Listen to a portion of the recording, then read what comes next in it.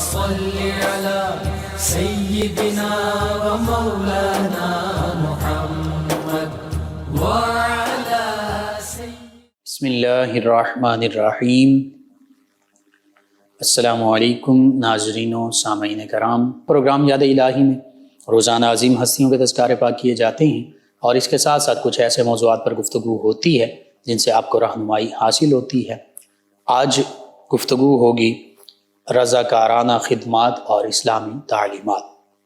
اس سے پہلے کتاب الشفا سے آج کا وظیفہ، اپنی مرضی کی جگہ پر تبادلہ کروانا ہو تو اس حوالے سے اگر ملازمت کے دوران ایک شہر سے دوسرے شہر میں تبادلہ کرانا مقصود ہو تو نماز عشاء کے بعد 1 مرتبہ سورۃ الفلق اور 41 مرتبہ آیت الکرسی پڑھ کر 40 روز تک دعا کریں اور 40 روز تک یہ پڑھتے رہیں۔ کسی مجبوری سے ناغہ ہو جائے تو اسے صبح فجر کے بعد پورا کر لیں۔ اس وظیفے کو انشاءاللہ اللہ رب العزت نے چاہا تو آپ جس شہر میں تبادلہ کروانا چاہتے ہیں وہاں آپ کا تبادلہ ہو جائے گا، پوسٹنگ ہو جائے گی، ٹرانسفر ہو جائے گی۔ تو یہ آج کے لیے آج کا وظیفہ آپ کو ضرورت ہے، ضرور اپنے معمول کا حصہ بنائیے، اپنے اعزا اقربا، رشتہ دار، دوست احباب، پڑوسی، محلے داروں تک پہنچائیے، امت مسلمہ تک پہنچائیے۔ میرے آپ کے ہمارے بتانے سے اگر کسی بھی ہمارے مسلمان بہن بھائی کسی فرد کا فائدہ ہوتا ہے، انشاءاللہ یہ ہمارے لیے دین و دنیا آخرت میں بھلائی، فائدہ، نجات اور شفا کا باعث ہوگا۔ اللہ سبحانہ و تعالی مجھے، آپ کو، ہم سب کو آسانیاں عطا فرمائے، آسانیاں بانٹنے والا بنائے اور مشکلات سے ہماری حفاظت فرمائے، آمین۔ رضاکارانہ خدمات، اس حوالے سے اسلامی تعلیمات کیا ہیں؟ رضاکار کسے کہتے ہیں؟ رضاکار سادہ معنوں میں، عام معنوں میں اس کا مطلب یہ ہوتا ہے، عام لفظوں میں، کہ وہ انسان جو دوسرے لوگوں کی خدمت کرے اور بلا معاوضہ اور بلا کسی مفاد اور لالچ کے دوسرے لوگوں کے ساتھ بھلائی کا معاملہ کرے، اسے رضاکار کہتے ہیں۔ جو اپنی ول کے ساتھ، اپنی خواہش، اپنی رضا کے ساتھ لوگوں کے کام آئے، یہ رضاکار ہے۔ قرآن مجید فرقان حمید کا ہم مطالعہ کریں، قرآن مجید فرقان حمید کو پڑھیں، سمجھیں، تو پھر ہمیں پتہ چلتا ہے کہ اللہ رب العزت نے کئی مقامات پر فرمایا، جیسے سورہ مائدہ میں فرمایا وَتَعَاوَنُوا عَلَى الْبِرِّ وَالتَّقْوَى، فرمایا جو نیکی اور تقوی کے کام ہیں ان میں ایک دوسرے کی مدد کیا کرو، تعاون کیا کرو۔ اور پھر فرمایا وَلَا تَعَاوَنُوا عَلَى الْإِثْمِ وَالْعُدْوَانِ، اور جو گناہ اور برائی کے کام ہیں، ظلم کے کام ہیں، ان پر ایک دوسرے کی مدد نہ کیا کرو، ایک دوسرے کے ساتھ تعاون نہ کیا کرو۔ تو پتہ چلا وَتَعَاوَنُوا عَلَى الْبِرِّ وَالتَّقْوَى، تمام بھلائی کے کاموں میں، تمام نیکی کے کاموں میں، تمام اچھے کاموں میں ایک دوسرے کی مدد کرنا، ہیلپ کرنا، یہ اللہ رب العزت کا بھی حکم ہے۔ اسی طرح قرآن مجید فرقان حمید میں اور دیگر مقامات پر بھی اعمال صالحہ کا بھی ذکر ملتا ہے، لوگوں کے ساتھ بھلائی کرنے کا بھی ذکر ملتا ہے، تاکہ یہ بھی ملتا ہے کہ جو نیک، اچھے اور بھلائی کے اعمال سر انجام دیتا ہے، اللہ رب العزت اس سے چاہے تو 10 گنا بڑھا کر اس کا بدلہ عطا فرما دے۔ سورہ بقرہ میں 3 پارے میں اللہ کے راستے میں جو خرچ کرنا ہے، یعنی لوگوں پر خرچ کرنا، لوگوں کی بھلائی کے لیے، اس کے بارے میں یہاں تک آتا ہے، اس کی مثال وہ خوشے اور بالیں اور اس دانے سے دی گئی کہ ایک دانہ اگایا جاتا ہے، اللہ رب العزت اس سے مختلف خوشے اگاتا ہے، ان خوشوں پر پھر گندم کے دانے ہی کو اگر لے لیا جائے تو یہ بھی کسان جانتے ہیں کہ بعض اوقات ایک دانے سے کہیں کہیں خوشے اگتے ہیں، ان جو خوشہ اگتا ہے اس پر پھر کہیں بالیاں ہوتی ہیں، ہر بالی پر 100 دانے بھی ہو سکتے ہیں۔ بعض اوقات یہ اللہ تعالیٰ کی حکمت ہے کہ اللہ رب العزت کی حکمت اور قدرت سے ایک دانے سے 700 دانے، اور اللہ نے اسی سورہ بقرہ میں فرمایا واللہ یضاعف لمن یشاء، اللہ رب العزت جتنا چاہے اسے ملٹیپل فرما دے، جتنا چاہے اس میں اضافہ فرما دے، کیونکہ اللہ رب العزت تو وسعت والا، علم والا ہے، قدرت والا ہے، جو چاہتا ہے وہ کر دیتا ہے، کن فیکون۔ اللہ رب العزت کا تو ارادہ اور اللہ رب العزت کن فرماتا ہے فیکون، وہ ویسا ہی ہو جاتا ہے۔ بہرحال رضاکار جو دوسرے لوگوں کی بھلائی کے کام کرے۔ اسی طرح ایسے جو لوگ یہ عمل سر انجام دیتے ہیں، اگر وہ ایک فرد ہے یا وہ افراد ہیں، زیادہ ہیں، تو وہ خدمت خلق ہی کو اپنی زندگی کا مقصد بنا لیتے ہیں، اپنی زندگی دوسروں کے لیے وقف کر دیتے ہیں، اور پھر حقیقت یہی ہے کہ ایسے ہی مسلمان، یہ ذہن میں رکھیے گا، اچھا انسان تب ہی بن سکتا ہے جب اچھا مسلمان ہو۔ اگر کوئی اچھا مسلمان نہیں ہے تو وہ اچھا انسان بھی نہیں بن سکتا، یہ حقیقت ہے۔ اس پر بھی انشاءاللہ کبھی تفصیل کے ساتھ بات ہوگی۔ تو قرآن مجید، فرقان حمید، اور پھر حدیث مبارکہ، ان میں بھی ملتا ہے۔ حدیث مبارکہ میں خیر الناس من ينفع الناس، اللہ کے پیارے حبیب صلی اللہ علیہ وآلہ وسلم نے فرمایا کہ لوگوں میں سب سے بہتر وہ ہے جو لوگوں کو نفع پہنچانے والا ہے، لوگوں کو فائدہ پہنچانے والا ہے، لوگوں کی بھلائی کے کام سر انجام دینے والا ہے۔ تو بس وہ لوگ جو لوگوں کی مشکلات کے دوران، ان کے فقر و فاقے کے دوران، جو بھی دوسرے مسلمان، دوسرے انسان کی مشکلات ہوتی ہیں، اس کے دوران ان کے کام آتے ہیں، یہی رضاکار کہلاتے ہیں۔ اور پھر اسلامی تعلیمات، چاہے سیدنا آدم علیہ السلام، سیدنا نوح علیہ السلام، سیدنا ابراہیم علیہ السلام، سیدنا موسیٰ علیہ السلام، سیدنا عیسیٰ علیہ السلام،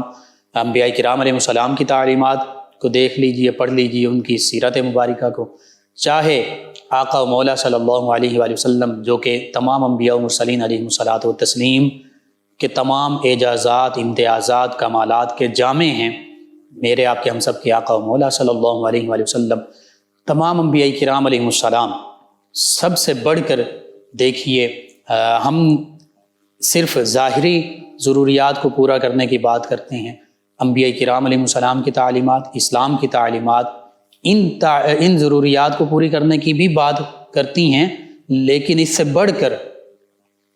تمام انبیاء کرام علیہ السلام نے، اور پھر ہمارے آقا مولا صلی اللہ علیہ وآلہ وسلم نے انسان کی دنیاوی ضروریات کا بھی خیال رکھا،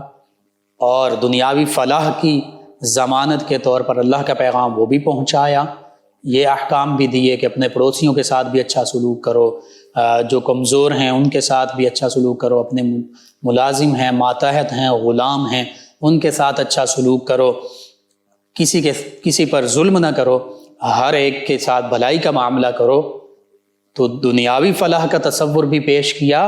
اور سب سے اعلیٰ تصور دیا، اس کے ساتھ ساتھ اخروی فلاح، جو کہ اللہ ہی کے پیغام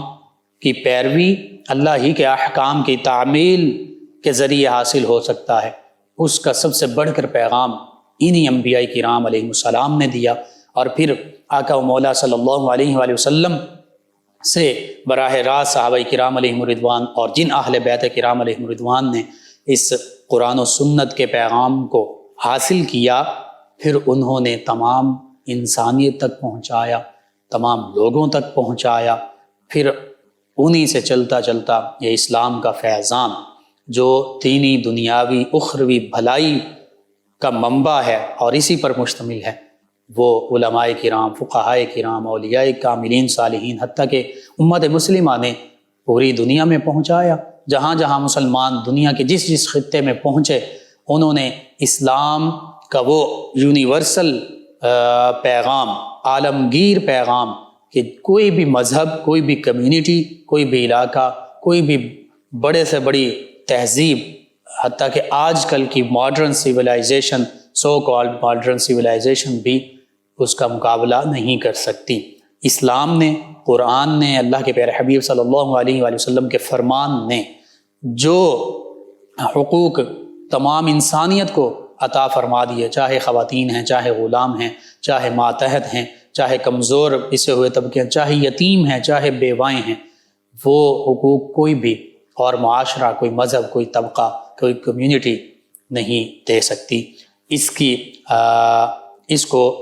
غیر مسلم جو ہیں وہ بھی اس کو ایڈمائر بھی کرتے ہیں، تسلیم بھی کرتے ہیں، اس کی تعریف بھی کرتے ہیں، اور جانتے بھی ہیں، مانتے بھی ہیں۔ آپ دیکھ لیجئے جتنے یورپین کنٹریز ہیں، بالخصوص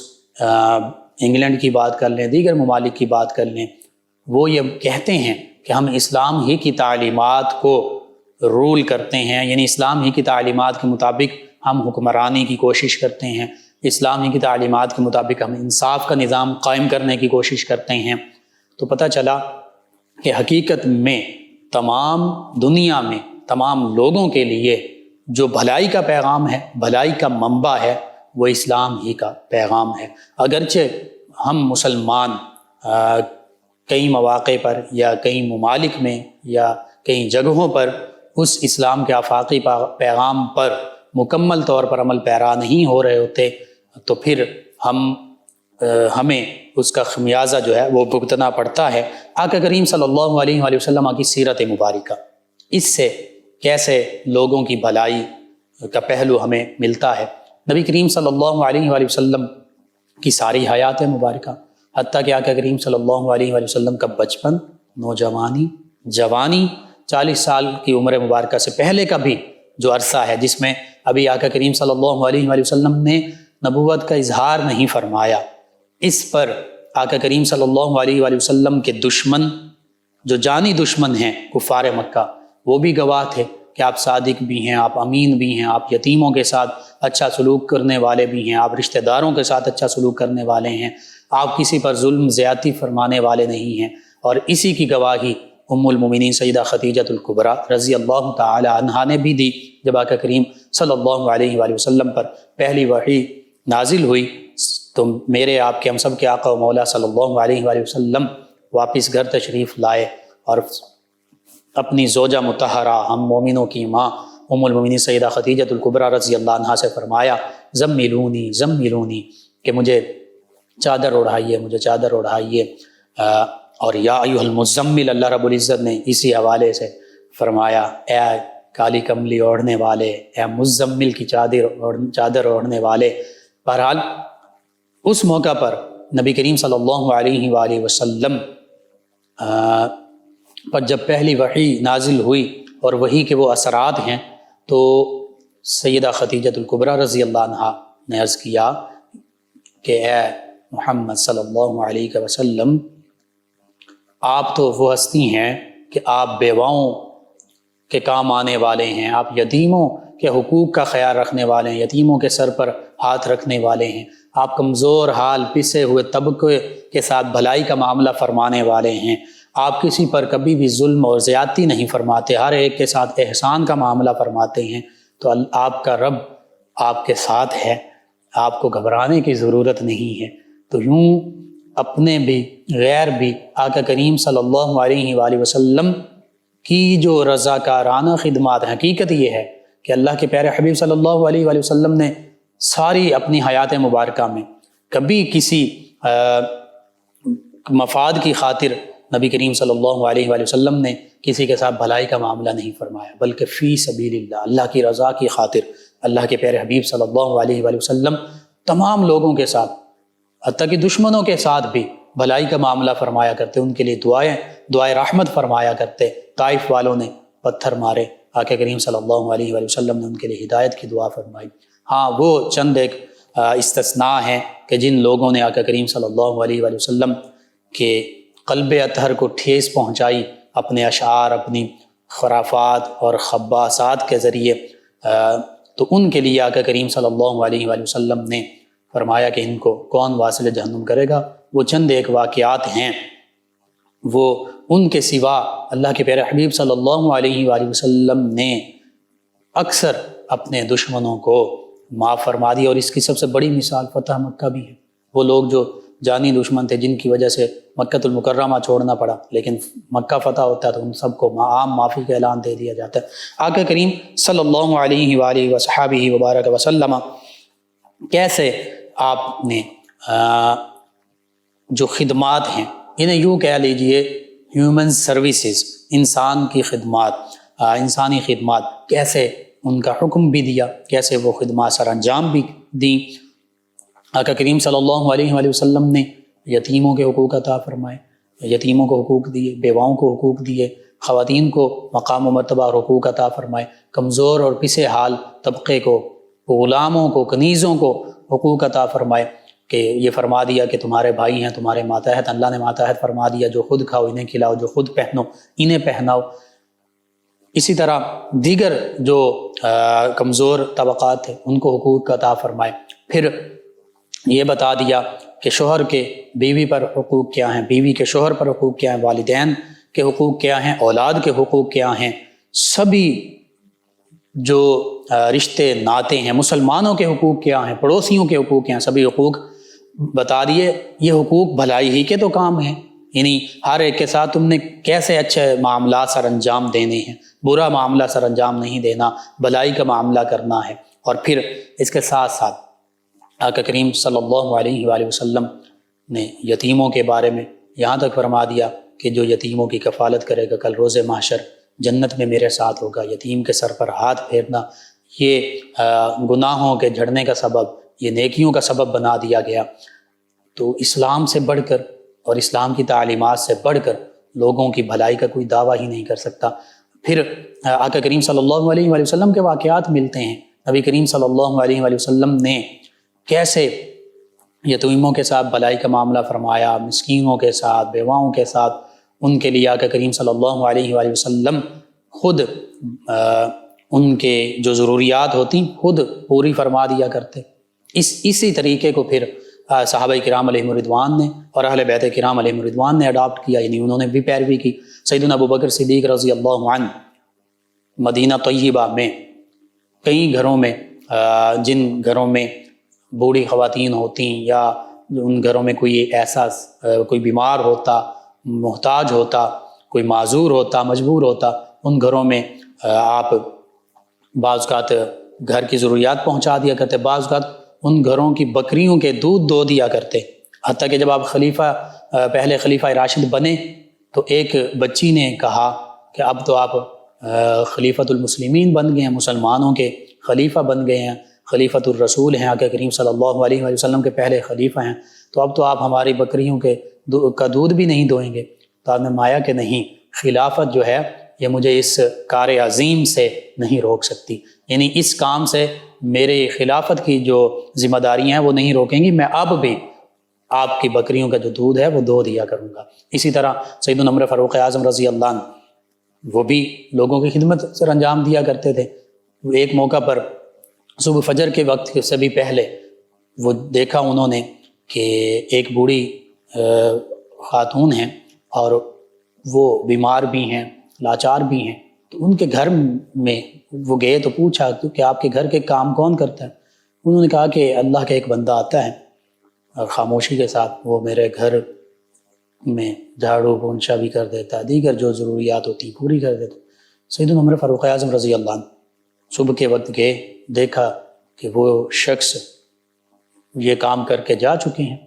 پھر ایک دن اور جلدی آئے، دیکھا وہ سیدنا ابوبکر صدیق رضی اللہ عنہ تھے جو اس بوڑھی خاتون کے گھر میں جھاڑو بھی لگا دیا کرتے تھے، اس کے ضروریات بھی پوری فرما دیا کرتے تھے۔ تو یہ نبی کریم صلی اللہ علیہ وآلہ وسلم اور آپ کے خلفائے راشدین کا معمول مبارکہ تھا، وہ یوں لوگوں کے ساتھ بھلائی کا معاملہ سر انجام دیا کرتے تھے۔ اسی طرح سیدنا عمر فاروق اعظم رضی اللہ عنہ کا اپنا معمول تھا، راتوں کو عام انسان کی حیثیت سے، یعنی اپنے آپ کو خلیفۃ المسلمین ظاہر نہیں کیا کرتے تھے، عام ایک انسان کی طرح گلیوں میں گشت کیا کرتے، دیکھا کرتے۔ بچے کے رونے کی آواز آئی تو پوچھا کیوں یہ رو رہا ہے؟ ماں نے کہا کہ اس کا والد نہیں ہے، اور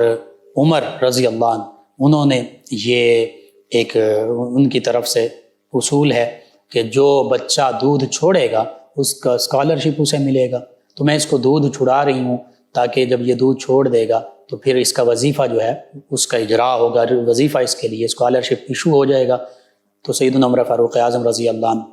جب انہوں نے یہ دیکھا تو واپس گئے اور صبح ہوتے ہی اعلان فرما دیا کہ بچہ جو پیدا ہوگا، پیدا ہوتے ہی اس کا وظیفہ لگ جائے گا، اس کا اسکالرشپ جو ہے اس کے لیے ایشو ہو جائے گا، اس کے لیے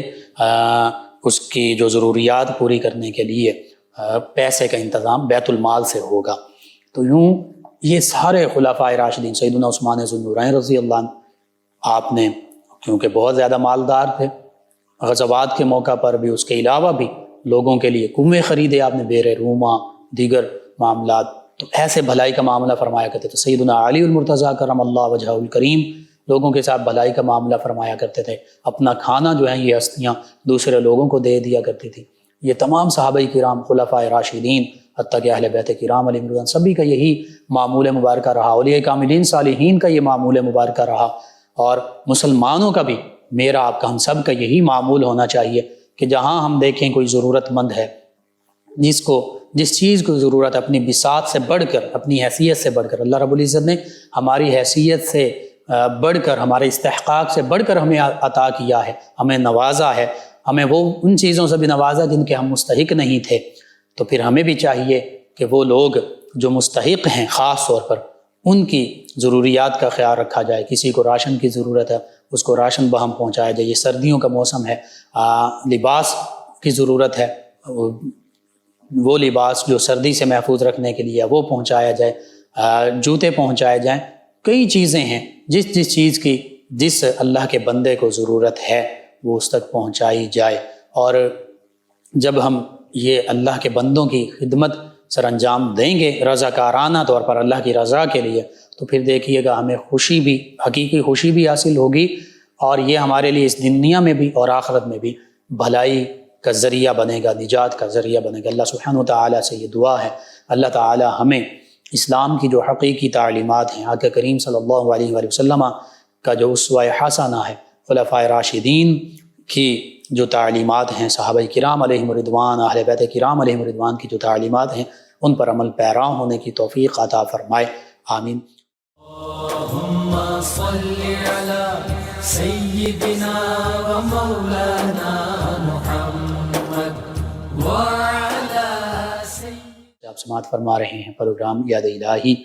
ناظرین و سامعین، اس دوران ہمیں جوائن کیا ہے مریم ہیں، یہ فیصل آباد سے، کہتی ہیں السلام علیکم انکل جی، کیا حال ہے؟ جی وعلیکم السلام، الحمدللہ۔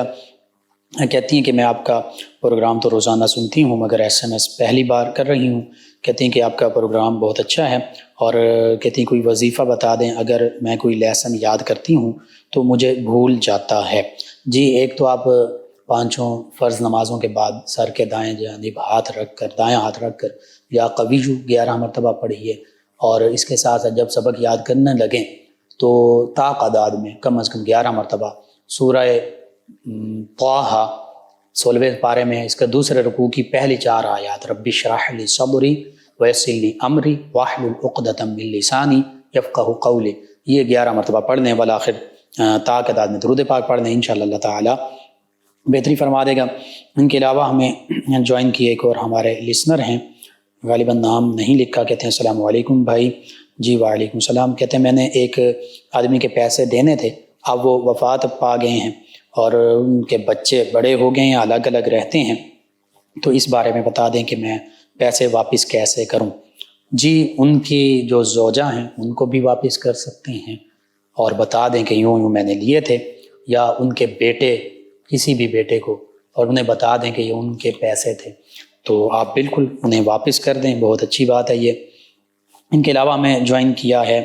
محمد علی عباس صاحب ہیں، افتخار ڈوگر صاحب ہیں، غلام رسول ہیں، محمد احمد ہیں، غلام حسین ہیں، ڈوگراں والا سے 208 چک سے، کہتے ہیں السلام علیکم۔ جی وعلیکم السلام۔ 2 چیزوں کا ذکر کیا اس حوالے سے، کہتے ہیں وظیفہ بتا دیں، شیشے کا گلاس ٹوٹ جائے اور بلی آگے سے گزر جائے۔ جی، اس میں کوئی ایسا معاملہ نہیں ہے، بعض اوقات ہمارے اندر تو ہمات آ جاتی ہیں، بلی آگے سے گزر جائے تو کیا ہے، گزر گئی بس، ٹھیک ہے، کوئی ایسا اس میں گھبرانے کی ضرورت نہیں ہے۔ شیشے کا گلاس بعض اوقات ٹوٹ جاتا ہے، شیشے کا ہے تو ٹوٹنا ہی ہے ہاتھ سے جب گرے گا، تو کوئی ایسا اس میں کوئی وظیفہ نہیں، یہ اس میں گھبرانے کی بات نہیں، اور ایسے تو ہم پرستی کی بھی ضرورت نہیں ہے۔ ان کے علاوہ میں جوائن کیے ایک اور ہمارے لسنر ہیں، کہتے ہیں السلام علیکم مفتی صاحب۔ جی وعلیکم السلام۔ کہتے ہیں آپ نے کل وظیفہ لڑکوں کی شادی کے لیے بتایا تھا کہ وہ اسلامی مہینے